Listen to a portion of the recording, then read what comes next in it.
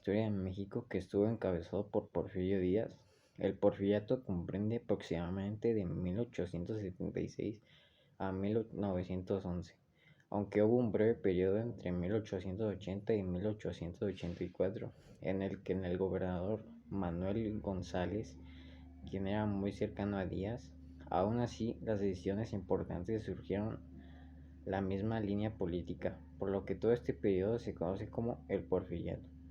Durante estos más de 30 años, México experimentó un crecimiento económico muy importante y una gran modernización. Sin embargo, ese desarrollo no benefició a toda la población.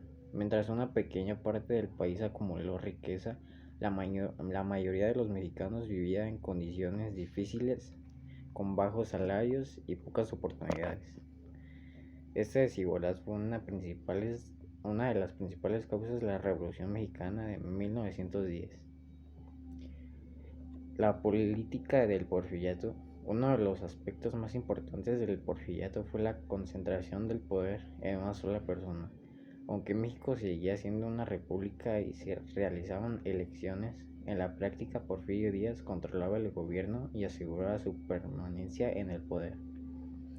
Cuando llegó a la presidencia, Díaz había defendido el principio de la no relación mediante el plan de Tuxtepec. Sin embargo, una vez en el poder modificó las leyes para reelegirse en varias ocasiones y gobernar durante más de 3 décadas. El lema más representativo de su gobierno fue orden y progreso. Díaz pensaba que primero era necesario mantener el orden para atraer inversiones, construir infraestructuras y desarrollar la economía. Para lograr ese orden utilizó tanto acuerdos políticos como la fuerza militar. Los gobernadores estatales y los presidentes municipales eran elegidos con la aprobación de Díaz. Eso significa que las decisiones importantes dependían del gobierno federal y existía poco espacio para la oposición. La libertad de expresión también era limitada. Los periódicos que criticaban al gobierno podían ser censurados, cerrados o perseguidos. Muchos periodistas opositores fueron encarcelados o enviados al exilio. Otro elemento importante fue la creación de un grupo conocido como los científicos, integrado por políticos e intelectuales que defendían el positivismo. Ellos creían el progreso debía basarse en la ciencia, el orden y el desarrollo económico. Entre sus integrantes destacaba José Yves Limateur, quien fue secretario de Hacienda y tuvo un papel fundamental en la economía del país. Para mantener la seguridad, Díaz fortaleció al ejército y creó la política rural, conocida como los rurales. Este cuerpo vigilaba caminos, protegía las propiedades y combatía los bandolerismos, aunque también fue utilizado por reprimir protestas sociales. Gracias al control, México vivió un largo periodo de estabilidad. Sin embargo, esta estabilidad se logró limitando la democracia y restringiendo los derechos políticos de muchos ciudadanos. Economía del porfiriato. En el aspecto económico, el porfiriato fue una etapa de grandes cambios. El gobierno buscó modernizar el país mediante las construcciones de infraestructura y la atracción de inversión extranjera. Capitales provenientes principalmente de Estados Unidos, Inglaterra, Francia y Alemania. Financiaron proyectos de minería, ferrocarriles, petróleo, electricidad y banca. Uno de los mayores logros fue la expansión de ferrocarriles. Antes del porfiriato existían pocas vías férreas, pero para 1910 México contaba con más de 19,000 kilómetros de vías. Los ferrocarriles permitieron transportar mercancía más rápidamente, integrar diferentes regiones del país y facilitar el comercio nacional e internacional. También ayudaron al crecimiento de ciudades y puertos. La minería experimentó un gran desarrollo gracias a nuevas tecnologías y la inversión extranjera.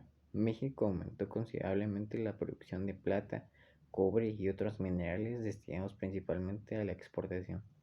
La agricultura también creció, especialmente en productos como enequén, café, algodón, azúcar y tabaco. Sin embargo, este crecimiento benefició principalmente a los grandes hacendados. Durante este periodo aumentó mucho la concentración de tierras mediante leyes de deslinde, compañías privadas mediante terrenos considerados baldíos y después se apropiaban de grandes extensiones, muchas veces perteneciendo a comunidades indígenas y campesinas. Como consecuencia, miles de familias perdieron sus tierras y tuvieron que trabajar como peones en haciendas. Las condiciones laborales eran muy difíciles, las jornadas de trabajo podían durar entre 12 y 14 horas diarias. Los salarios eran bajos y no existían derechos laborales como vacaciones, seguro social o salario mínimo. En muchas haciendas existían las llamadas tiendas de raya. Los trabajadores recibían parte de su salario en vales que únicamente podían utilizar en las tiendas del propio patrón, lo que provocaba deudas permanentes y dificultaba a los trabajadores abandonar la hacienda. Otros aspectos importantes fue el desarrollo del sistema bancario. Se fundaron nuevos bancos que facilitaban préstamos para empresas e inversiones. Además, el secretario de Haciendas, José Yves Lemator, mejoró la administración de finanzas públicas y logró estabilizar la economía nacional. Durante el Porfiriato también crecieron las industrias textiles, metalúrgicas, cerveceras y manufactureras. Varias ciudades comenzaron a industrializarse y aumentó la productividad nacional. Sin embargo, gran parte de las ganancias quedó en manos de empresarios nacionales, inversionistas extranjeros y grandes propietarios, mientras que campesinos y obreros recibían pocos beneficios. Problemas sociales. Aunque la economía crecía, la desigualdad aumentó. La mayoría de la población vivía en pobreza, especialmente en zonas rurales. Los pueblos indígenas fueron algunos de los grupos más afectados, ya que perdieron gran parte de sus tierras comunales. También comenzaron a surgir movimientos obreros que exigían mejores salarios y condiciones de trabajo. Dos conflictos laborales fueron especialmente importantes. El primero ocurrió en Cadena Sonora en 1906, donde los trabajadores de una mina realizaron huelga para exigir igualdad salarial con los trabajadores estadounidenses y en mejores condiciones laborales. El segundo ocurrió en Río Blanco, Veracruz, en 1907, donde los obreros textiles protestaban por los bajos salarios y las malas condiciones de trabajo. Ambos movimientos fueron reprimidos violentamente por el gobierno. Estos acontecimientos demostraron el crecimiento de descontento social. El final del Porfiriato. En 1808, Porfirio Díaz concedió una entrevista al periodista estadounidense James Clement. En ella declaró que México estaba preparado para celebrar elecciones liberales y permitir la participación de nuevos partidos políticos. Estas declaraciones animaron a Francisco I. Madero, quien publicó el libro de la Asociación Presidencial en 1910 y posteriormente se presentó como candidato a presidencial. Sin embargo, antes de las elecciones, Madero fue encarcelado y Díaz volvió a declararse vencedor. Después de escapar de prisión, Madero proclamó el Plan de San Luis el 20 de noviembre de 1910, llamando al pueblo mexicano para levantarse en armas. Así comenzó la Revolución Mexicana. En mayo de 1911, Porfirio Díaz presentó su renuncia y salió del país rumbo a Francia, donde vivió hasta su muerte en 1915. La conclusión: el Porfiriato fue una etapa de grandes contrastes. Por un lado, México logró estabilidad política, crecimiento económico, modernización, construcción de ferrocarriles, expansión de minería, desarrollo industrial y llegada de inversiones extranjeras. Por otro lado, el poder se concentró en una sola persona, se limitaron las libertades políticas, aumentó la desigualdad social, muchos campesinos perdieron sus tierras y los trabajadores enfrentaron condiciones laborales muy difíciles. Esas diferencias entre el crecimiento económico y la falta de justicia social provocaron un fuerte descontento que finalmente dio origen a la Revolución Mexicana. La educación durante el Porfiriato. Durante el gobierno de Porfirio Díaz, la educación comenzó a recibir mayor atención por parte del Estado. Se construyeron nuevas escuelas y se buscó disminuir el alfabetismo, principalmente en las ciudades. Uno de los personajes más importantes fue Justo Sierra, quien impulsó una educación basada en la ciencia y el conocimiento. En 1910 se fundó la Universidad Nacional de México, institución que con el tiempo se convertiría en la actual Universidad Nacional Autónoma de México, la UNAM. Esta universidad tenía como objetivo formar profesionistas que contribuían al desarrollo del país. Sin embargo, la educación no llegó a todos por igual. En las zonas rurales muchas comunidades seguían sin escuela y gran parte de la población campesina permaneció sin saber leer ni escribir. Esto mostraba que el progreso educativo beneficiaba principalmente a las ciudades. El desarrollo de las comunidades. Además de construir ferrocarriles, el gobierno de Porfirio Díaz impulsó el desarrollo de los medios de comunicación. Se instalaron miles de kilómetros de líneas telegráficas, lo que permitió enviar mensajes en cuestión de minutos, cuando antes podían tardar días o semanas. Esto facilitó la comunicación entre el gobierno y los diferentes estados del país. También comenzó a expandirse el servicio telefónico en algunas ciudades importantes y mejoró el servicio postal. Todo esto ayudó al crecimiento del comercio y permitió una administración más eficiente territorial nacional. Obras publicadas y modernización. Otros aspectos importantes fue la modernización de las ciudades. Durante el Porfiriato se construyeron edificios públicos, teatros, mercados, hospitales, parques y avenidas. Muchas obras fueron inspiradas en la arquitectura francesa, ya que Porfirio Díaz admiraba la cultura europea. En la Ciudad de México se instalaron sistemas de alumbrado eléctrico, drenaje y agua potable en varias zonas.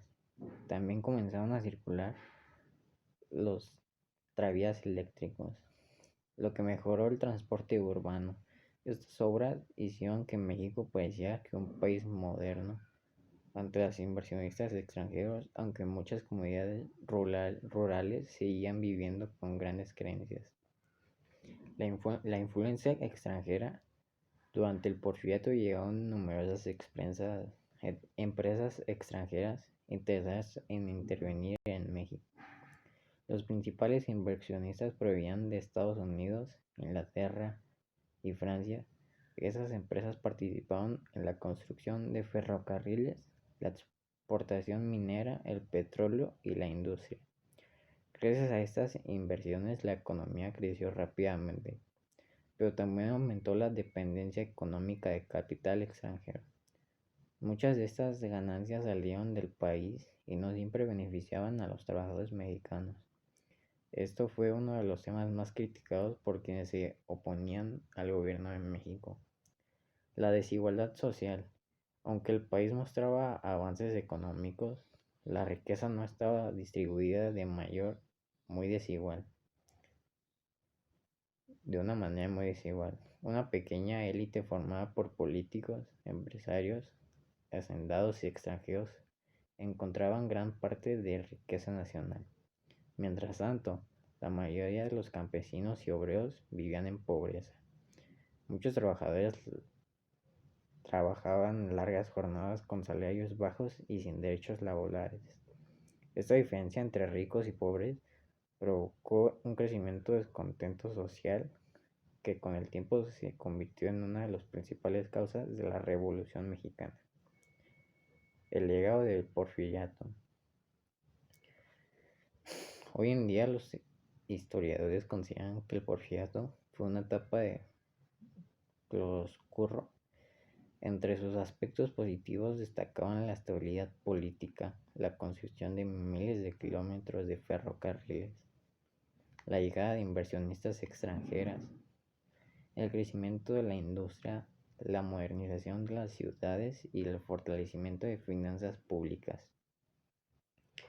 Sin embargo, también dejó consecuencias negativas como la falta de democracia, la reelección continua de Porfirio Díaz, la censura a la prensa, la represión de los movimientos obreros, la pérdida de tierras por parte de comunidades indígenas y campesinas, así como una gran desigualdad económica. Por ello, el porfiriato sigue siendo uno de los periodos más debatidos de la historia de México, ya que representó tanto como importantes avances económicos como un gobierno autoritario que terminó provocando la revolución. Y las fuentes de información que utilicé fue Historia Mínima de México, Nueva Historia Mínima de México Ilustrada, México, Biografía del Poder, El Porfiriato, Instituto Nacional de Estudios Históricos de la Revolución de México, Instituto Nacional de Antropología e Historia, Gobierno de México Memórica, Universidad Nacional Autónoma de México, Biblioteca Digital Mundial, Enciclopedia de la Literatura en México, artículos históricos. Y eso es todo. Gracias.